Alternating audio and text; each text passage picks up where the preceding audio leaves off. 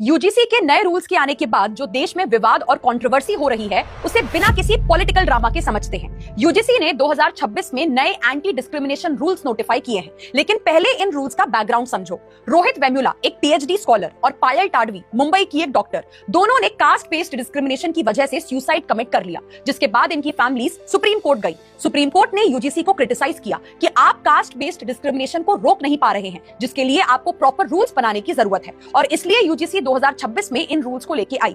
ये रूल्स किस पर लागू होंगे? देश के सभी कॉलेजेस, इंस्टीट्यूट्स और यूनिवर्सिटीज पर। अब ये नए रूल्स कहते क्या हैं? पहला तो इसमें कास्ट बेस्ड डिस्क्रिमिनेशन की डेफिनेशन दी गई है, मतलब किसी भी एससी, एसटी, ओबीसी कम्युनिटी के पर्सन के साथ अगर सिर्फ उनकी कास्ट या ट्राइब के बेसिस पर भेदभाव होता है तो वो कास्ट बेस्ड डिस्क्रिमिनेशन माना जाएगा।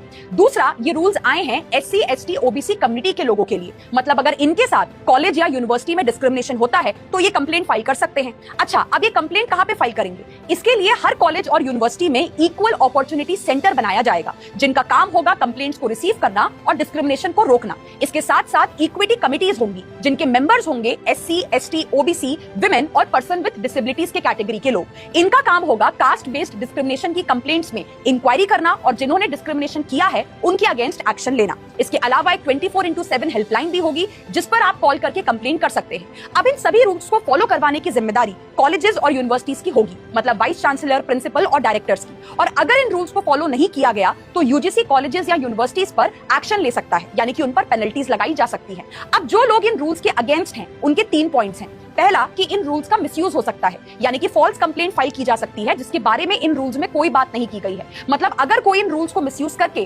फॉल्स कंप्लेंट फाइल करता है तो उसे पनिश नहीं किया जाएगा। दूसरा, कि इन रूल्स में से जनरल कैटेगरी वाले स्टूडेंट्स को बाहर क्यों रखा गया है, मतलब अगर उनके साथ डिस्क्रिमिनेशन हुआ या उन्हें परेशान किया गया तो वो इन रूल्स के अकॉर्डिंग कंप्लेंट फाइल नहीं कर सकते हैं। तीसरा, कि जो कंप्लेंट्स कमेटी बनाई गई है उसमें जनरल कैटेगरी के स्टूडेंट्स का रिप्रेजेंटेशन क्यों नहीं है, और इसलिए इन रूल्स को चैलेंज करते हुए सुप्रीम कोर्ट में 2 पिटीशंस फाइल हुई हैं। पिटिशनर्स का भी यही कहना है कि क्या कास्ट बेस्ड डिस्क्रिमिनेशन सिर्फ एससी, एसटी, ओबीसी के साथ होता है? मतलब अगर कोई non SC, ST, OBC person है और उसके साथ कास्ट डिस्क्रिमिनेशन हुआ तो उसके पास इन रूल्स का प्रोटेक्शन नहीं है, तो ये रूल्स जनरल कैटेगरी के स्टूडेंट्स को प्रोटेक्शन क्यों नहीं दे रहे हैं? पिटीशन में डिमांड किया गया है कि कास्ट बेस्ड डिस्क्रिमिनेशन को कास्ट न्यूट्रल रखा जाए, ताकि हर एक इंसान को प्रोटेक्शन मिल सके, चाहे वो किसी भी कास्ट से बिलोंग करता हो। अब देखना यह होगा कि सुप्रीम कोर्ट इस पर क्या स्टैंड लेता है। वैसे यूजीसी के 2026 के ये रूल्स बने तो डिस्क्रिमिनेशन रोकने के लिए थे, बट लग रहा है कि अब ये खुद एक तरह का डिस्क्रिमिनेशन कर रहे हैं। आपका क्या सोचना है? कमेंट सेक्शन में जरूर बताइएगा।